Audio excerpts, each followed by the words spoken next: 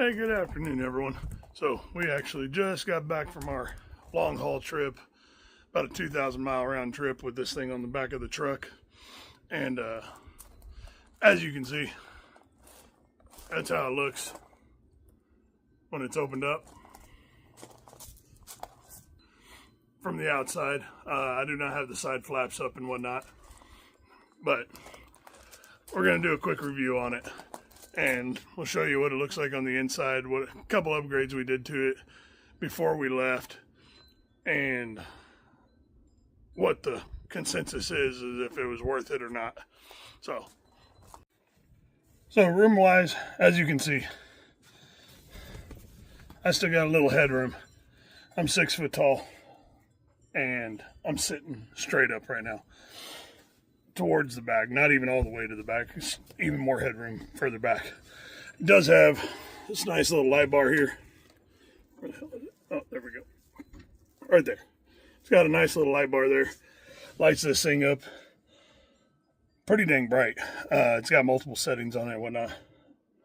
As far as room wise goes, yeah, there's more than enough room for a 6 foot, 6'2" person to lay in here. It's actually about, total mattress length is about 77 inches in length. And then you still actually have some headroom back here to put a pillow and whatnot. But it does have a little skylight up here and all that. Now, as far as comfort wise, we slept in it 4 nights, something like that. I don't remember. But anyways, slept in it 4 or 5 nights. And we had an additional pretty heavy duty flannel sleeping bag down on top of the mattress topper. And then another sleeping bag on top of that.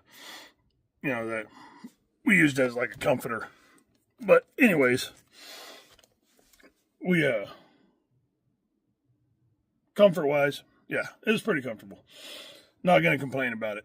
The only complaint I had, I recently, after I had ordered this thing and bought it and got it in and all that, I recently came across some back issues that have slowly been lingering, courtesy of all the physical labor I do with my job of turning wrenches and everything. So getting up in this thing and laying down, that was perfectly fine.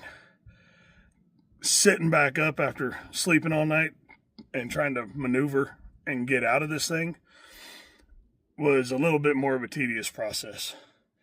So if you got some pretty good back issues and whatnot, I'm going to say rooftop tent is not for you. Unless you put this thing on a trailer where you're only a couple feet off the ground and you can put like a step stool out. Probably fine then.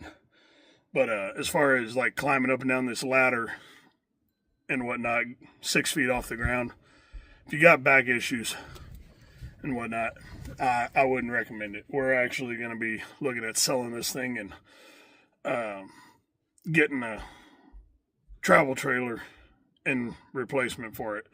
I like the idea of the rooftop tent just because it's easy. It takes minutes to, not even minutes, it takes a couple minutes tops to pop this thing out, put the front flap up with the tension bars. Probably another 20-30 seconds if you did the side flaps with the tension bars, and go from there. Putting it away takes about the same amount of time, about 2 minutes tops to put it away. We actually were in West Texas for our first night, and it probably had 25 to 30 mile an hour gusts hitting us, and it was about 45 degrees outside.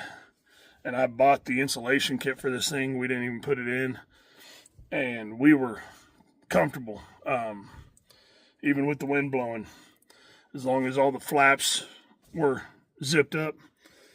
It was very, very minimal on wind intrusion. I mean, it's got a couple holes where the hinges are that you're not going to get fully sealed up. But other than that, it was pretty comfortable. We stayed pretty dang warm, even without a diesel heater.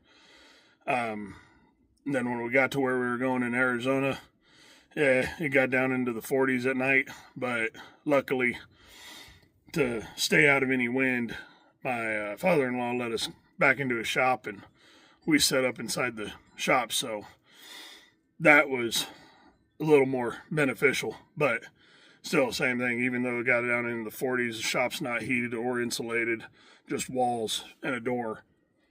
But even with that, it was even warmer because of no wind. But other than that, that's what it looks like. That's my review on it. If it wasn't for my back, yes, I would keep it and continue to use it, because we have a trip planned for Wyoming next summer, and that was the other purpose of it. We were going to use it for that, so we could just kind of bounce around and explore Wyoming and not be tied down to a vacation rental. But other than that, looks like we're going to try to get a travel trailer before then, so we can still do the same thing, just have to pull a travel trailer behind us. If y'all got any questions on it and whatnot, feel free to leave them in the comments section. I'll answer best I can.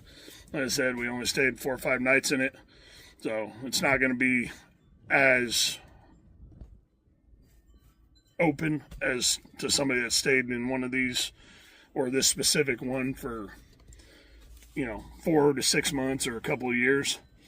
But we did upgrade ours. It came with a little 2-inch memory foam deal. We bought a 4-inch memory foam topper and just cut it to size, put a fitted sheet over it, and called it good. And it fits just like the other one does. It closes with it. It will not close if you put the original memory foam with the 4-inch topper.